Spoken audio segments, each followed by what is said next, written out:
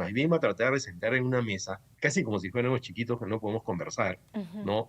En una mesa, ahí eso me impresiona mucho, ¿no? No podemos conversar entre nosotros y nos van a tener que sentar en una mesa con un organismo de afuera. Lo ha intentado la iglesia, ni siquiera la iglesia ha podido, ¿no? Entonces hay algo que no terminamos de entender, es que no podemos seguir asfixiándonos mutuamente, o para hablar de golpe, no se habla de golpe, nos Correcto. estamos golpeando a nosotros mismos en que haya un golpe de Estado.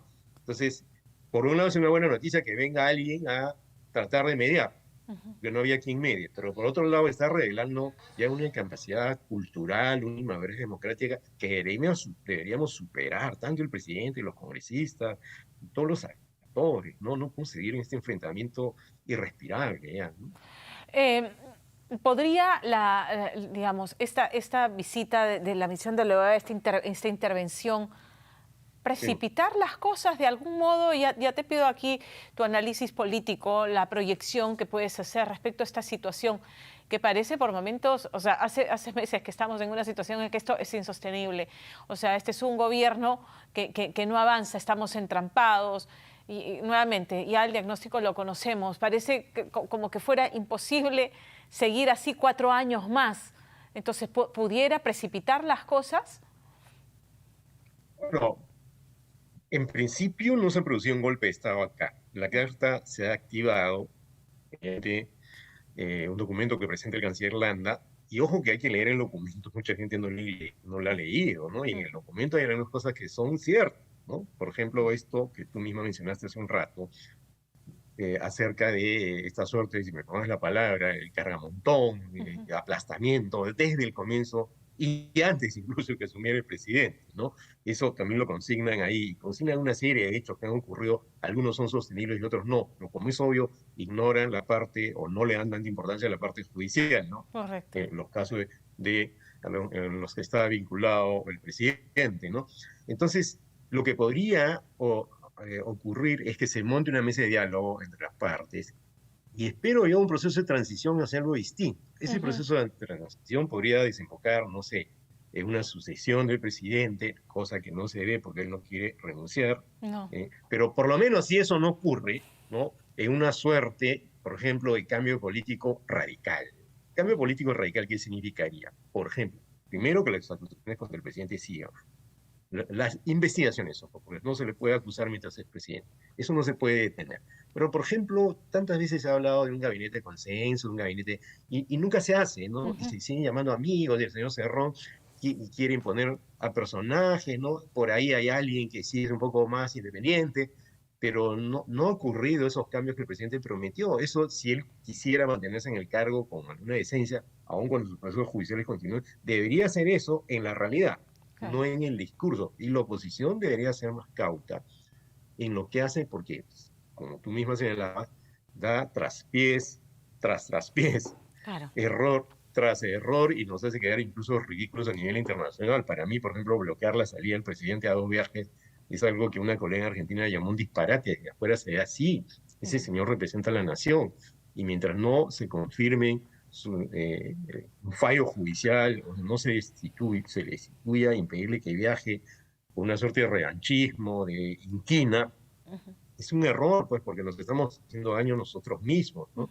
Entonces, la misión podría propiciar un proceso de transición hacia por lo menos cierto consenso político, o incluso a un proceso que desemboque, no sé, elecciones adelantadas o cosas de ese tipo, pero él no lo va a imponer, va a sugerir cosas, Lo va a y la sugerir. decisión la tenemos que tomar Todo nosotros. eso puede estar dentro de la exhortación, a las sugerencias que haga la misión una vez que venga. El Así es. presidente, empecé presentando esta conversación, Ramiro, hablando de las afirmaciones que hizo el presidente en su mensaje a la nación, haciendo acusaciones tan graves, reiterando acusaciones que ya se habían hecho días antes, de que se estaban pagando testigos, para millones de soles a testigos para que declaren de determinada manera.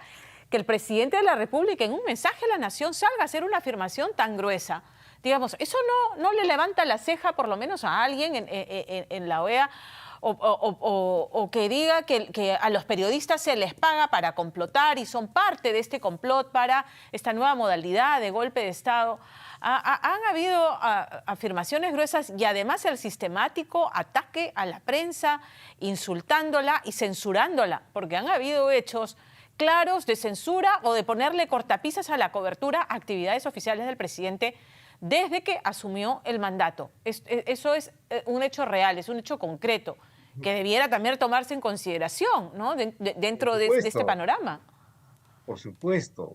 Pero además, yo creo que en general los personajes del poder deben acostumbrarse a lidiar con la prensa. La prensa tiene que darle a la gente lo que el poder no le va a dar. Ese es su chamba, tú lo sabes bien, yo también soy periodista en ejercicio, y tú tienes que darle a la gente lo que el poder no le va a dar. Y si alguien hace una acusación de ese tipo, tendría que tener pruebas contundentes. Como tú sabes, un periodista no puede lanzar una acusación Correcto. sin respaldo, Correcto. sin pruebas de algo. Que algunos colegas se hayan excedido no significa que toda la prensa Correcto. esté en esa dinámica, ¿no? Entonces generalizar y decir tengo pruebas y millones, eso lo tendría que demostrar. Correcto. Eso no solo un periodista, sino cualquier persona, y más un mandatario, no puede soltar esa acusación sin decir, mire, tengo pruebas que le han pagado a tal o cual persona. Si la presentara ya estaríamos hablando de otra cosa, ¿no? Pero, digamos, esa distancia, yo me acuerdo que, por ejemplo, el prófugo exministro de Transportes y Comunicaciones ni siquiera sabía que el Ministerio de Transportes y Comunicaciones no monitoreaba el Canal 7, y se quejó del Canal 7, ¿no? Así que es. nos están atacando. ¿Y qué cosa tiene que hacer el Canal 7? ¿Pasarle la mano al presidente, a los ministros? No, eso no es su trabajo, ¿no? Entonces se quejaba porque el noticiero del Canal 7 era más independiente. Yo creo que hasta ahora es un poco así, no es un noticiero totalmente sesgado, ¿no? Y cumple su chamba, y entonces tú no le puedes exigir al Canal 7 que sea el canal del gobierno, sino es el canal del Estado. Y no le puedes exigir a la prensa o acusar a la prensa de cosas sobre las que no tienes pruebas, ¿no? Y entonces, eso me parece mal. Los hombres del poder en general se manejan muy mal con la prensa, y creo que esta no es la excepción, ¿no? Esos ataques tendrían que basarse en pruebas y no simplemente en suposiciones o pareceres, yo creo que me han dicho, ¿no? Es como la congresista Mari Carmen Alba diciendo, me han contado que hay 40 cárceles en la República Árabe Saharaui Democrática y ni siquiera ha visitado el lugar, ¿no? Entonces, son juicios de ese tipo que creo que no ayudan a aclarar el panorama.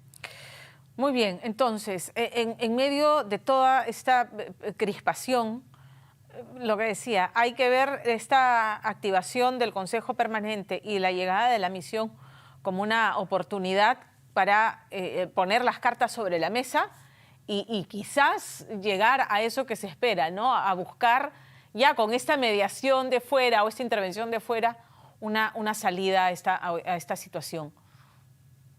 Así es, y creo que es una oportunidad, así como hace un rato dije que me parece un signo de madurez democrática de todos nosotros, ¿no? La democracia no es algo que se ha interiorizado demasiado en nuestra vida cotidiana, incluso, ¿no? Estamos en una cultura muy autoritaria, y eso nos hace incapaces de conversar entre nosotros desde el comienzo. Juan, mira, si desde el comienzo se hubiera, ¿no?, dialogado de algún modo, si no se hubiera, por ejemplo, levantado la tesis del fraude que nunca se comprobó, entonces de pronto el escenario sería otro ahora, ¿no? Claro. Y si el presidente se hubiera tomado en serio eso de hacer un gabinete de consenso, también sería otro.